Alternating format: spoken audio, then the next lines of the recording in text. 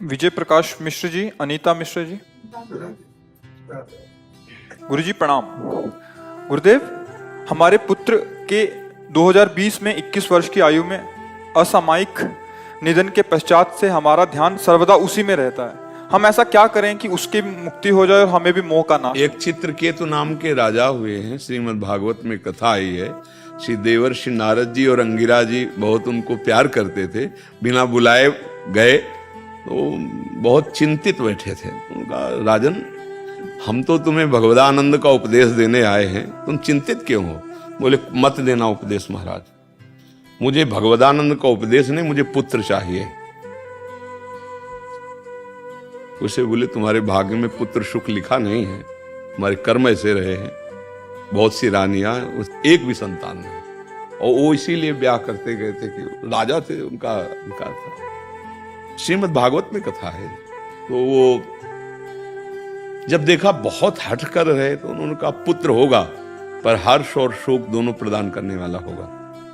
अब उनको ये शब्द याद नहीं, दिखाई नहीं दिया, उन ज्ञान तो अपहृत है मोह के कारण। तो पुत्र होगा इतना बस वो सुन के आनंदित है। पुत्र हुआ बड़ी रानी से। अब राजा का हर ध्यान, हर वृत्ति वही पुत्र में, क्योंकि मोहाविष्ट। तो जहां राज दरबार से खाली होते सीधे उसी महल को जाते और रानियों की तरफ देखना भी नहीं। उन्होंने आपस में विचार किया कि बहन ये तो बहुत है, हमारे दुर्भाग्य हो गए। एक तो संतान ही नहीं हुई, और दूसरी बात जब से उसके संतान बड़ी के हुई तो बोलना हंसना खेलना तो बाजा ने देखते भी नहीं। बोले पुत्र ही है हम सबका दुश्मन। तो धाय माँ जो थी ना, उसको अनुकूल किया और बहुत ही हलाहल जहर चटा दो जाके दूध के साथ, सो गया होगा, पूरा शरीर नीला। अब जो दूसरी धाय माँ थी, वहां तो राज दरबार में बहुत सी सेविकाएं, वो चिल्लाई तो रानी दौड़कर आई जो सबसे बड़ी थी। देखा श्याम शरीर का रंग जहर का स्वरूप। वैद्यों से चेक कराया, प्राण रहे। तो अब तो राजा के होश उड़ गए। पछाड़ खाते हुए, चिल्लाते हुए, रोते हुए आए और लड़के के चरण पकड़ के छाती से लगाते हुए बिलाप।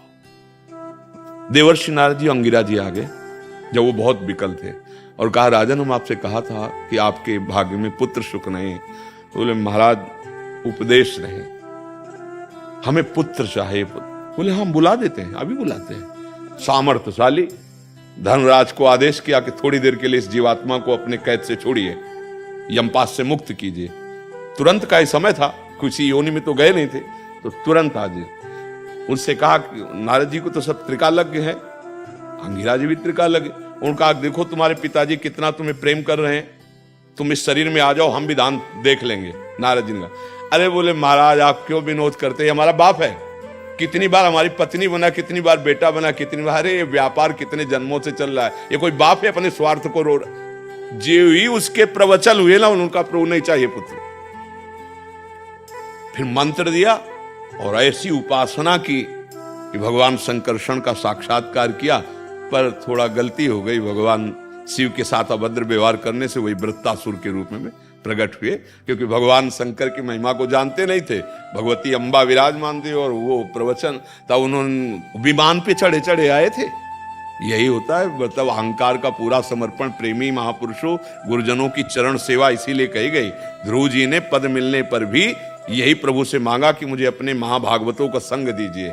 जब पद मिला ना तो एक जलन हुई कि अगर कहीं महाप्रेमियों का संग निरंतर हुआ होता तो मैं भगवान की सेवा मांगता, भगवान से अलग कोई पद नहीं मांगता। तो ये बात हृदय में हमारे भगवान के प्रति प्रियता जगे, सत्संग सुनो। ना कोई किसी का पुत्र है, ना कोई किसी की पत्नी, ना कोई किसी का पिता है, ना कोई किसी का पति है। ये थोड़ी देर के लिए माया के नाटक में हम आप स्त्री पुरुष का वेश धारण करके आए हैं, अपना काम बना लो। अगर चित्त वृत्ति मोहाविष्ट रहेगी तो जिस भगवत प्राप्ति के लिए भरत जी महाराज अपने राज्य, अपनी राजरानियों का त्याग करके आए, वही ममता थोड़ी सी हिरन में हो गई तो अगला जन्म हिरन का हो गया। हमारी तुम्हारी क्या दुर्दशा होगी जो ममता का जाल फैला हुआ है। इसलिए कोई किसी का पुत्र नहीं है। गृहस्थी में रहते हुए भगवत प्राप्ति तभी होती जब पुत्र में भगवत भाव, पति में भगवत भाव, पत्नी में भगवत भाव, भगवत भाव में ये द्वेष, ये नाना प्रकार की गंदगी नहीं होती, उसको सुख पहुंचाना होता है। अच्छा, अब जितने दिन नरसिंह मेहता का जब पुत्र अंतर्ध्यान में प्राण निकल गए तो करताल लेके नाचे। लोगों ने कहा कि मतलब रोना चाहिए। बोले रोए वो जो हरि का ना हो, हम तो हरि के हैं, आए थे इतने दिन अपने स्वरूप की लीला की और चले गए, उनकी वस्तु वो अपना देखे, हमें तो और स्वतंत्रता हो गई, अब रात दिन भजन करेंगे, हमें कोई चिंता नहीं। आपने जैसे मुनीम है फैक्ट्री का, एक मालिक का स्वरूप समझो उसे मुनीम को, स्वरूप, लेकिन वो मालिक नहीं है। और अगर मालिक बन बैठे तो दंड का अधिकारी हो जाएगा ना, तो तुम्हारा घर, तुम्हारा शरीर, तुम्हारे संबंधी, ये सब भगवान की रचना है कि तुम्हारी रचना है? भगवान की है ना। आपने क्या मान लिया? आप उस मायाधीश को भूलकर अपने को मायापति मान बैठे, आस्तिकता नष्ट हो जाएगी, ऐसी माया है। बहुत बहुत सावधान। केवल नाटक, जगन नाटक वैभवा, गोपाल शास्त्र नाम में भगवान, केवल ये मंच सजा है प्यारे, और आप भूल से खेलना चाह गए तो खेलने में उतर गए, खेलते खेलते ऐसे खेल में उतर गए कि तुम भूल ही गए कि हम रोल कर रहे हैं। रोल को सत्य मान लिया, स्वांग को सत्य मान लिया, फिर बंदी बना लिए जाओगे सत्य। स्वांग को स्वांग नहीं रहने दिया और सत्य में आ गए, राग द्वेष में, लड़ाई झगड़े में, तो क्या हुआ? कानून ने बंधन बना दिया। आप सत्य मान रहे हो ना, माया ने आपको बंधन में डाल दिया। अब कैसे जिए उस पुत्र के वियोग में? ए मुनीम थे, मालिक बन बैठे, इस बात का है। तुम्हें जो दुख हो रहा है वो इसी बात का हो रहा है। जितने समय के, ये सब सरकारी हैं भाई, कोई बंगला गाड़ी और सब बढ़िया व्यवस्था, बढ़िया खूब फूलों से सजा हुआ स्थान आपको दिया गया तो आसक्त मत हो, सरकारी आदमी हो। ये बंगला गाड़ी सरकारी है, कभी भी बदल दे आ जाए। फोन आया, आपका ट्रांसफर, अब कि हमारे गुलाब छूट रहे हैं, हमारा बगीचा छूट रहा है। तुम्हारा था ही नहीं यार, तुम तो सरकारी आदमी, भेजे गए थे। तो ऐसे ही है, तुम्हें जो कुछ मिला ना, गाड़ी बंगला शरीर और संबंध, सब ये भगवान के द्वारा दिए गए हैं और भगवत प्राप्ति के लिए मिले हैं। भगवान से तो कोई मतलब नहीं रह गया, आप मालिक बन बैठे हो तो फिर भोगना पड़ेगा। इसी अज्ञान का दंड मिलता है। तिनकर काल रूप में भ्राता, भगवत विमुख के लिए भगवान ही काल स्वरूप हैं, दंड देने वाले बन जाते हैं। अभी तो समझ आ रही है ये बात, बड़ी सतत ये बात बनी रही। इसीलिए कहते हैं हर समय राधा राधा राधा राधा जपू। जब नाम चलेगा ना, नाम पहारू दिवस निस, तो यह ज्ञान घुस ही नहीं पाएगा, ये काम क्रोध लोभ मोह परास्ती नहीं कर पाएंगे। हम नाम को भूल गए, भगवान का भजन। जब भगवान का भजन, हम नहीं कह रहे, शास्त्र में भी है, 9 योगेश्वरों में एक योगेश्वर जी कह रहे कि जैसे एक एक कवल पाने पर तुष्टि पुष्टि क्षुधा निवृत्ति होती है, ऐसे एक एक भजन, एक एक क्षण भजन करने पर राधा राधा राधा, संसार से वैराग्य, स्वरूप का ज्ञान और भगवान से प्रेम, तीनों एक साथ होते हैं। पर जैसे बहुत दिनों का भूखा आदमी एक कवल खवा के रोक दो तो वो उसको और जलन बढ़ेगी, आधा पेट तो होना चाहिए। तो ऐसे कम से कम 12 घंटा भगवत चिंतन, भगवत भजन होने लगे तो अभी आप देख लो, आपको आनंद की धारा का अनुभव होने लगेगा। तो अब भाई बिना भजन के तो मूर्खता ना धारण करे, सच्चे मार्ग में चले, जो दुख सुख आए उसको सह लो, राधा राधा राधा राधा, और यहां से मुक्त हो। कसाई वाड़े में हो, बार बार कहते, हजारों बार कहते, भागो यहां से, निकलो, ये काल नष्ट कर देगा। संपूर्ण काल प्रपंच जितना है काल के अधीन है, समय आने दो, ऐसे फाड़ के फेंक देगा। देखते नहीं, एक्सीडेंट हुआ, चिथड़ा उड़ गए रोड में, बोले चलती चलती गाड़ी में आग लग गई, निकल ही नहीं पाए, भस्म हो। ये सब क्या है? काल के अधीन हो। ये कसाई वाड़ा है काल का, कोई न कोई गड़ासा का रूप लेकर आएगा और तुम्हें नष्ट कर देगा। एक जीवन की सीमा है, इसलिए राधा राधा राधा भागो, मुमुक्षुता जागृत करो, मुक्त होना चाहो इस संसार से। पर भोगों का ऐसा मीठा आकर्षण है, इसलिए शोक की तो कोई गुंजाइश ही नहीं है।